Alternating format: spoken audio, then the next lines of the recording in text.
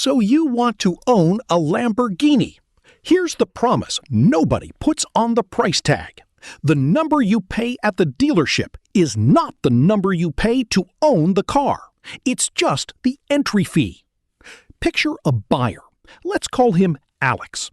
Alex just signed the paperwork on a Lamborghini Huracan, one of the last ones off the line before the model was discontinued, priced at roughly $240,000, though exact pricing varies by year, trim, and market. Alex thinks the hard part is over. He has no idea the real story is just starting, and we're going to follow his car for the next few years to see exactly where the money goes. First surprise, what Alex actually paid might not match what the window sticker said. With low production numbers, Lamborghini builds somewhere in the range of 10,000 cars a year globally, depending on the year. Demand regularly outpaces supply. On sought-after models, buyers can end up paying tens of thousands over sticker just to get one now instead of waiting a year. Alex got his at close to MSRP. He thought he was lucky. He was about to learn why. The bill nobody warns you about arrives within the first 30 days. Insurance.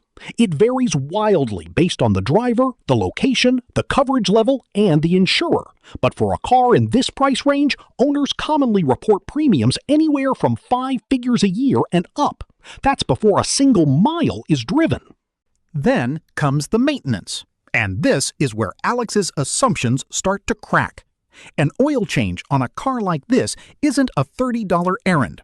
Depending on the shop and the model, it can run into the 4 figures, partly because reaching components sometimes means removing underbody panels that a regular mechanic has never even seen. Specialized parts, specialized labor, specialized everything. The car doesn't just cost more to buy, it costs more to simply exist. Now here's the open question that's going to follow us through the rest of this story.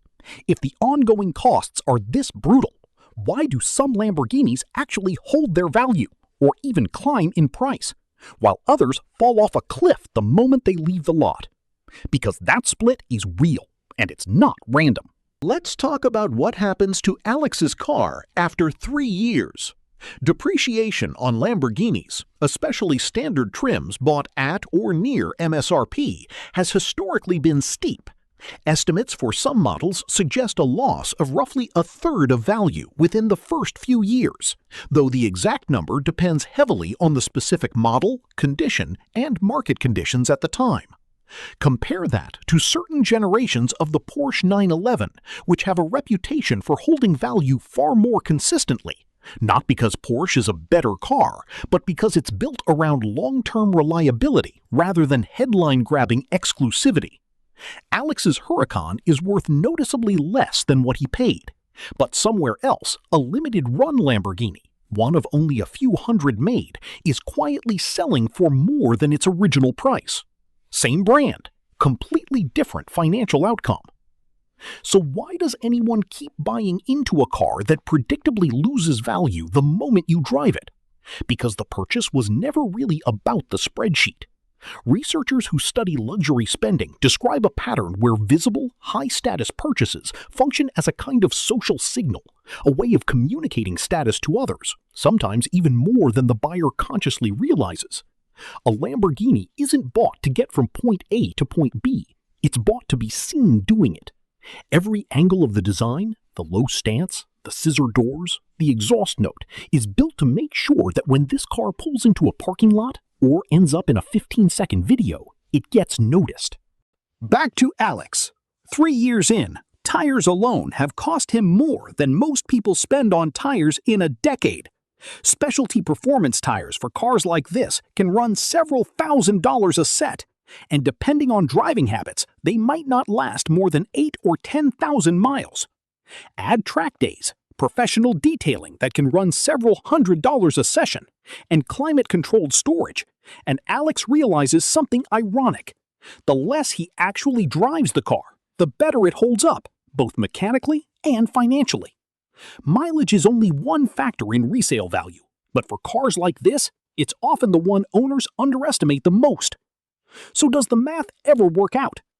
For most buyers, Honestly, not really, and it isn't supposed to. This isn't a rational purchase, and pretending otherwise misses the point. But for a specific group, collectors targeting limited editions with genuine scarcity, or business owners using the car as a visible marketing asset, the equation can look different, sometimes even favorable, though nothing here should be treated as guaranteed appreciation. The uncomfortable truth is that Lamborghini isn't really in the business of selling transportation. It's in the business of selling attention.